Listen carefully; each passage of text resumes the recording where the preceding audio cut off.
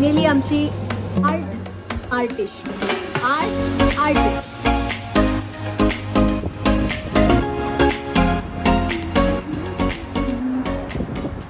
मंडळी, मी कौशिका आणि आज मी आली आहे कर्क्स्टल ॲबीला. कर्क्स्टल ॲबी एक हिस्टॉरिकल लँडमार्क आहे लीड्समधलं आणि हे 1152मध्ये बांधण्यात आलं होतं मॉन्क्स म्हणजे भिक्षुकांकडून. सो हे त्याच्या सांस्कृतिक धार्मिक गोष्टीसाठी खूप काय म्हणतात त्याला प्रसिद्ध आहे UK जर तुम्ही आला तर नक्की बघा आणि हा व्हिडिओ शेवटपर्यंत बघा आणि लाईक करा, शेअर करा आणि चॅनलला सबस्क्राईब करा.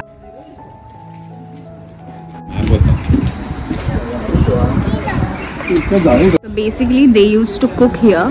सो हे त्यांचं किचन होतं. इथे तुम्हाला इन्फॉर्मेशन पण लिहिलेली दिसेल तिथे, मी टाकणारच आहे ते, पण या चलो. मी एक गाईड बुक केला होता जो मला सगळं फिरवतोय, फ्री मधला गाईड. इथे ओह नाईस, किती सुंदर आहे.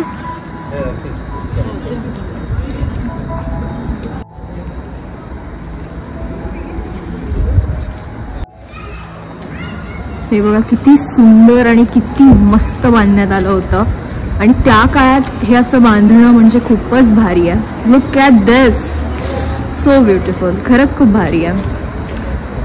एका असं वाटतं बॉलिवूड मूवीचं जे अशा भिंती असतात ना तशा दिसतात एकदम सगळं. प्रॉब्लेम जिथे मी फोटो काढायला जाते तिथे लोक येतात, तिथं डिस्टर्ब होत आहे मला, disturb. The church as a road. So हे एक चर्च आहे पण त्यांनी हा मध्ये रस्ता आहे तुम्हाला दिसत असेल. सो त्यावेळेसच्या मर्चंटसाठी आणि फार्मर्ससाठी थोडंसं इझी व्हावं म्हणून त्या मॉन्क्सनी हे केलं होतं, बिकॉज त्यावेळेस फक्त रोडवेज होता ना, बाकी कुठलं नव्हतं जास्त. जुनं बांधकाम आहे म्हणजे हजारो वर्षांपूर्वीचं हे बांधकाम आहे आणि याला बघून मला आपल्या पुण्याच्या शनिवारवाड्याची आठवण आली. पण मी कम्पेअर नाही करत आहे कारण की आपला शनिवारवाडा जगात भारी आहे, म्हणजे कोणी काही पण म्हणू दे. पण यांचंही बांधकाम खरंच खूप सुंदर आहे. इतकी वर्ष ते इतकं टिकून आहे, which is a really good thing. I really like the place, खूप भारी. सो हे आहे द नाईट स्टेअर्स. सो या स्टेअर्सवरनं सगळे मॉन्क्स यायचे त्यांच्या फर्स्ट सर्व ऑफ द डेसाठी at 1 o'clock in the morning. So या इथे बऱ्याच गोष्टी तुम्हाला कळतील. इथे सगळ्या गोष्टी लिहिलेल्या आहे, which is a really good thing की तुम्हाला कळतं तुम्ही कुठे आहात आणि नक्की काय झालं होतं इथे. गाईज मिसळ बघा, मिसळ 1516. सो हे आहे chapter house, the chapter house. So इथे रोज सकाळी जे मॉन्क्स असायचे ते एकत्र येऊन त्यांचं काहीतरी ऐकायचे, मला माहित नाही एक्झॅक्टली.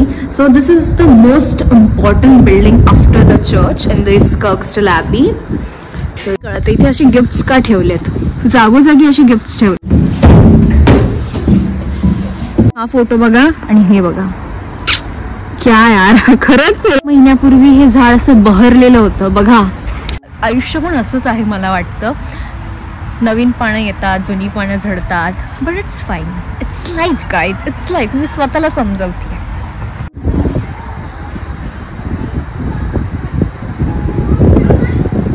तुम्हाला निसर्गाच्या सानिध्यात राहायला आवडतं तर UK खरंच खूप छान आहे कारण की इथे पॉप्युलेशन पण कमी आहे आणि खूप असं मला वाटतं शेती आहे, त्याच्यानंतर हिरवगार वातावरण आहे. सो मला वाटतं लोकांना राहायला आवडेल इथे आणि मलाही आवडेल.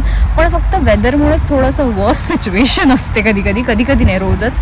आणि आता तर खूप टेम्परेचर असतं.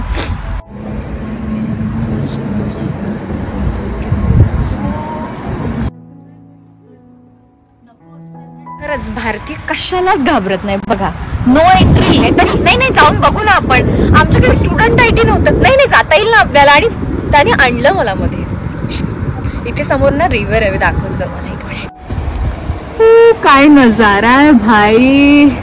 वार्मिंग हाऊस बेसिकली नोव्हेंबर आणि ईस्टर जेव्हा असतो तेव्हा ते इथे फायर लावायचे की थोडंसं त्यांना वॉर्म वाटलं पाहिजे.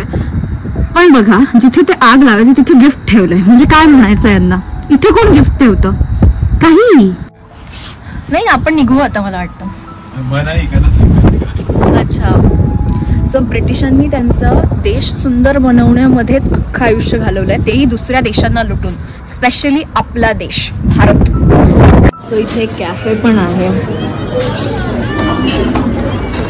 एक म्युझियम पण आहे, पण आम्हाला आता उशीर होतोय म्हणून आम्ही जात नाही. चला घरी बाई, खूप थंडी आहे. हे बघा, हा पूर्ण व्ह्यू आहे कर्क्स लॅबीचा. पण यांच्या अर्ध्या जागा तर भूतकी वाटतात मला, भूताकी सारख्या. कसे जगतात त्यांचं त्यांना माहिती.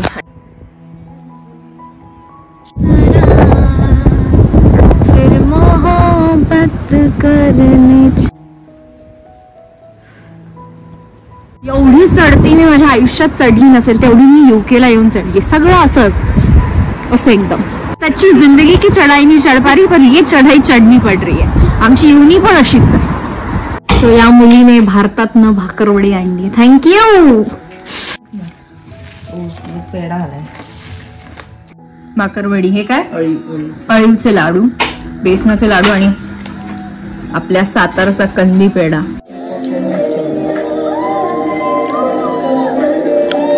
आता आमचे आशुतोष शेफ बनवतायत. काय बनवतात, काय बनवतो आपण? दाल खिचडी. दाल खिचडी. ऐश्वर्या ही जस्ट इंडियाला गेली होती तिच्या बहिणीच्या लग्नाला. सो आत्ता ती आली म्हणून तिला भेटायला आम्ही तिच्या घरी आलोय. बघा फायनली आमची दाल खिचडी रेडी आहे. पहिलाच पापड जाळण्याच येतो. शिजलं पापड शिजत नसतो, तो तळत असतो. काय तुझी कुकिंग आर्टिस्ट.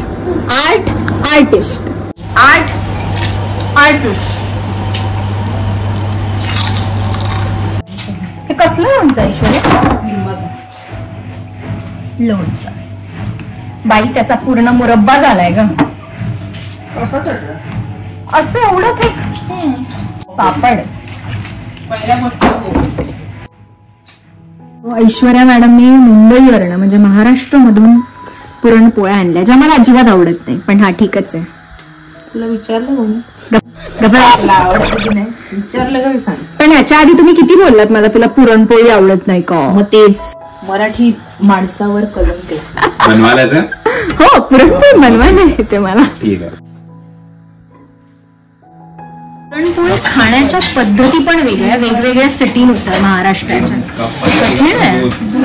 नाही माहिती. पुरणपोळी आमच्याकडे रस्सी सोबत पुरणपोळी खातात, ते दुधासोबत खात असतील, पण आमच्याकडे रस्सी किंवा रस्सी सोबतच खातात. हा, रस्सी म्हणजे ते तिखट आमटी म्हणतो ना, आमटी सोबत किंवा खीर सोबत, तांदळाची खीर असते ना त्याच्यासोबत. पुरणपोळी खाण्याचा आनंद बघा यांच्या चेहऱ्यावर.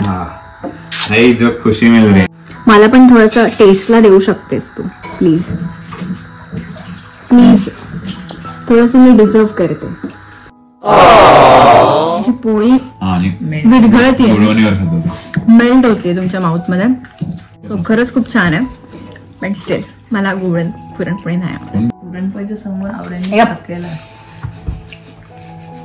हेल्दी खाते मी, असं गोडचट नाही खात.